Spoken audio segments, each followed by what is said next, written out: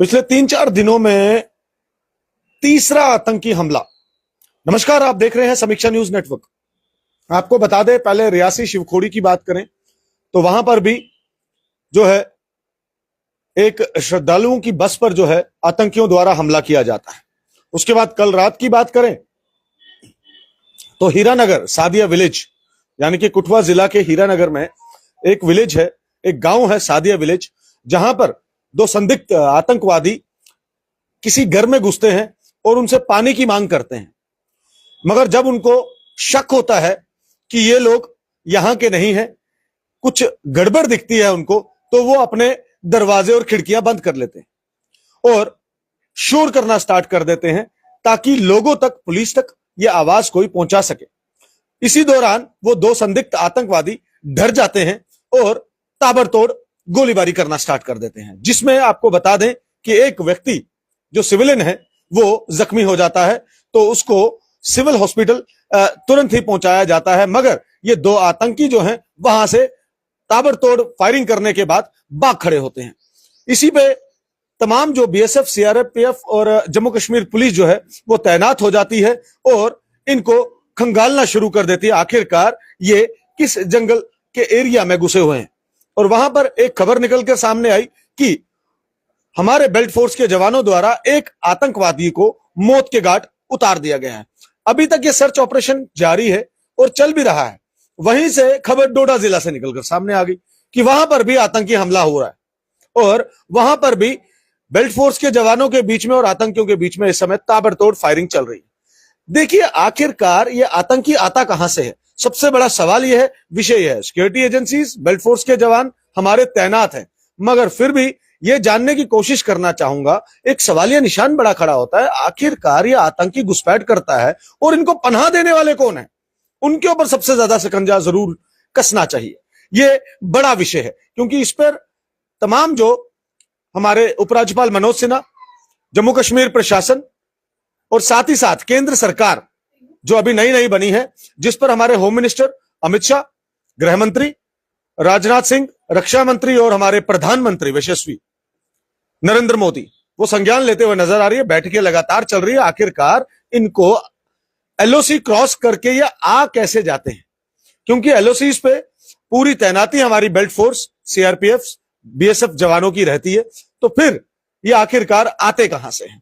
और इसी बीच में जो हीरानगर एनकाउंटर की बात करें, सर्च ऑपरेशन जारी है, तो इसी बीच एक खबर निकलकर सामने आई, वो भी दुखद है क्योंकि हमेशा जवान जो है हमारे वो तैनात रहते हैं, इनको इनके साथ लोहा लेते हुए अपनी शहादत देते हैं। तो इसी बीच सीआरपीएफ का एक जवान जो है हमारा वो शहादत पा चुका है। उसके लिए जरूर ओम शांति लिखिएगा। उन परिवार वालों को हम ये भी कहते हैं कि आपको इस समय इस दुखद हादसे को या अपने परिवार के एक सदस्य को खोने का बड़ा दुख होगा। हम सब उनके साथ हैं। मगर इसी साथ साथ एडीजीपी जम्मू आनंद जैन मौके पर वहां पर मौजूद थे। मीडिया कर्मियों से बात करते हुए उन्होंने साफ तौर पर स्पष्ट कर दिया कि ह्यूमर्स बहुत घूम रहे हैं, तो ह्यूमर्स पर आप ना जाइए जब तक कोई ऑफिशियल स्टेटमेंट नहीं आती, क्योंकि काफी सारे ह्यूमर्स हैं। 3 लोगों की मृत्यु होगी इस एनकाउंटर में, इतने जवान घायल हो गए, कभी कुछ आ रहा है कभी कुछ आ रहा है। हम उसकी पुष्टि नहीं करते। हम ये कहना चाहते हैं कि आनंद जैन जो कि पुलिस ऑफिसर हैं, एडीजीपी हैं जम्मू के, उन्होंने साफ तौर पर स्पष्ट किया है कि ह्यूमर्स पर ना जाएं, किसी भी ऐसी सूचना पर ना जाएं जब तक ऑफिशियल स्टेटमेंट कोई निकलकर सामने नहीं आता।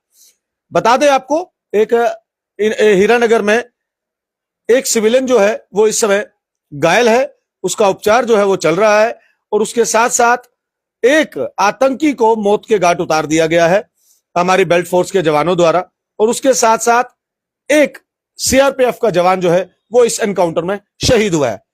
3-4 दिनों में ही ये तीसरा आतंकी हमला है। अब आप देख सकते हैं कि आप जब जा रहे हैं तो आपके साथ कौन चल रहा है कोई पता नहीं, मगर फिर भी हम लोग निडर हैं, जो भारतीय हैं वो निडर हैं और हमें पूर्ण भरोसा है अपनी केंद्र सरकार पर, जम्मू कश्मीर प्रशासन पर, सिक्योरिटी एजेंसीज पर और बेल्ट फोर्स के जवानों पर।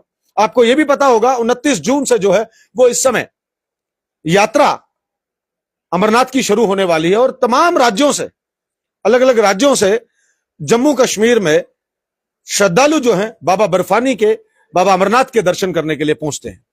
इस समय की फ्रेश अपडेट आप तक पहुंचाने की कोशिश कर रहे हैं। हीरानगर एनकाउंटर, डोडा एनकाउंटर जो जारी है, मगर शिकंजा कसना है। बेल्ट फोर्स के जवान ढूंढ रहे हैं अभी उस आतंकी को जो इस समय फॉरेस्ट एरिया में घुसा हुआ है। सुनने में यही आ रहा है कि फॉरेस्ट एरिया है वहां पर और वहां पर ही वो छुपा हो सकता है। मौत तो उसकी नजदीक है क्योंकि बेल्ट फोर्स के जवान, जम्मू कश्मीर पुलिस तैनात है।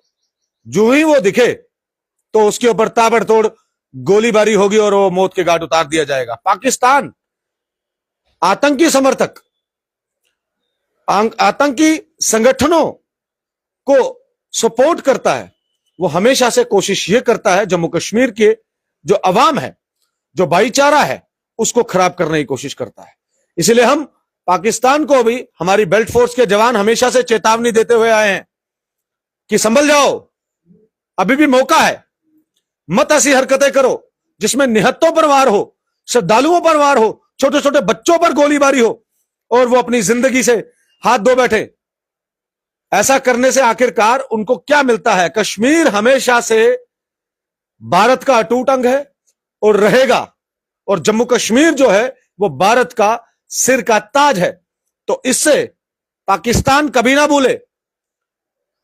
लगातार 89 और 90 की बात करें तब से आज तक पाकिस्तानियों ने, नापाक आतंकवादियों ने जम्मू कश्मीर को लहूलुहान किया है, मगर अभी तक वो बाज नहीं आ रहा।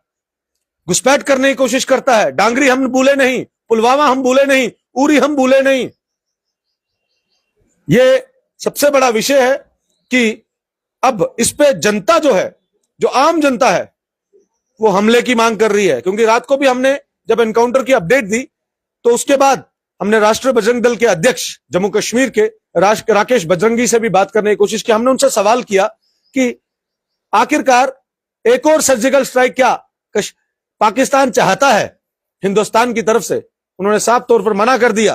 कहा सर्जिकल स्ट्राइक नहीं, अब तो हमले की बात होगी, पाकिस्तान के ऊपर हमला होना चाहिए। उन्होंने जम्मू कश्मीर प्रशासन, केंद्र सरकार से अपील की, यशस्वी प्रधानमंत्री नरेंद्र मोदी से अपील की कि अब हमला होना चाहिए, अब और नहीं चलेगा ऐसे आतंकी हमले, निहत्तों पे वार, निहत्तों पे गोलियां, बच्चों पे गोलियां, ये नहीं चलेंगी। अब हमला होना चाहिए। ये अभी तक की अपडेट आप तक पहुंचाने की कोशिश की मैंने समीक्षा न्यूज नेटवर्क के माध्यम से, और पल पल की खबर और पल पल की अपडेट आप तक पहुंचाते रहेंगे। आप भी इस वीडियो को ज्यादा से ज्यादा शेयर करिएगा और हमारे उस सीआरपीएफ जवान के लिए जरूर ओम शांति लिखेगा, क्योंकि ये वही जवान है जो सरहदों पर और इन आतंकियों से लोहा लेते हुए शहीद हो जाते हैं और हम लोग चैन की नींद सोते हैं।